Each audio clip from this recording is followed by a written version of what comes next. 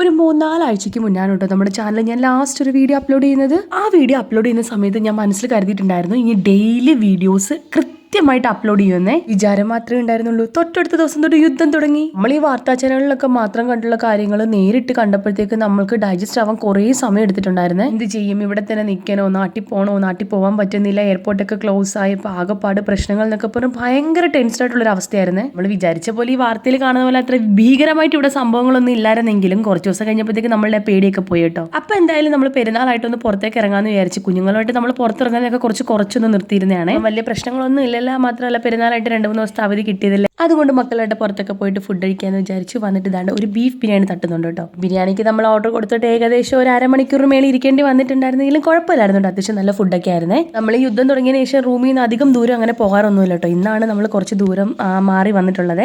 അതിന്റെ സന്തോഷം പിള്ളേർക്കൊക്കെ ഉണ്ട്. അപ്പോൾ പോകുന്ന വഴിക്ക് നമ്മളൊരു അവിൽ മിൽക്ക് കഴിച്ചിട്ട് റൂമിൽ പോയിട്ട് നല്ലൊരു ഉറക്കം അങ്ങ് പാസ്സാക്കി. ഇനി ഇന്ന് അതായത് തൊട്ടടുത്ത ദിവസം, പെരുന്നാളിന് തൊട്ടടുത്ത ദിവസമായ സാറ്റർഡേ ഉള്ളൊരു വീഡിയോ ആണ്. നമ്മളൊരു മൂവി കാണാനായിട്ട് വന്നിട്ടുണ്ട് കേട്ടോ. അപ്പോൾ 11:30ക്കാണ് ഷോ തുടങ്ങുന്നത്. നമ്മളിവിടെ എത്തിയപ്പോൾ തന്നെ ഏകദേശം 11:30 ആയിട്ടുണ്ടായിരുന്നേ. പിന്നെ നമ്മൾ വന്നു ടിക്കറ്റ് ഒക്കെ എടുത്ത് അകത്തേക്ക് കയറിയപ്പോഴാണ് ഗൈസ് ഏറ്റവും വലിയ രസം. ഈ മൂവി കാണാൻ നമ്മൾ മാത്രമേ ഉള്ളൂ, വേറെ ആരും ഇല്ല.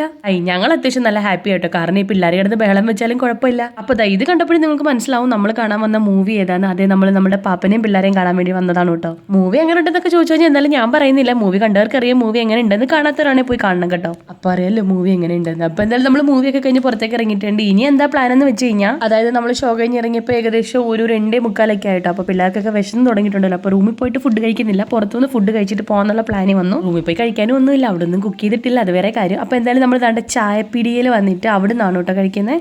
ഇന്നലെ ബീഫ് ബിരിയാണി ആയതുകൊണ്ട് ഇന്നൊരു ചിക്കൻ ബിരിയാണി പിടിച്ചു. അപ്പോൾ ഫുഡൊക്കെ കഴിച്ചിട്ട് നമ്മൾ നേരെ റൂമിലേക്ക് പോയിട്ട്. അപ്പോൾ ഈ ഒരു വീഡിയോയിൽ എത്രയേ ഉള്ളൂ. ഇനി ഒരു വീഡിയോയിൽ കാണുന്നവരെ ടാറ്റാ ബൈ ബൈ.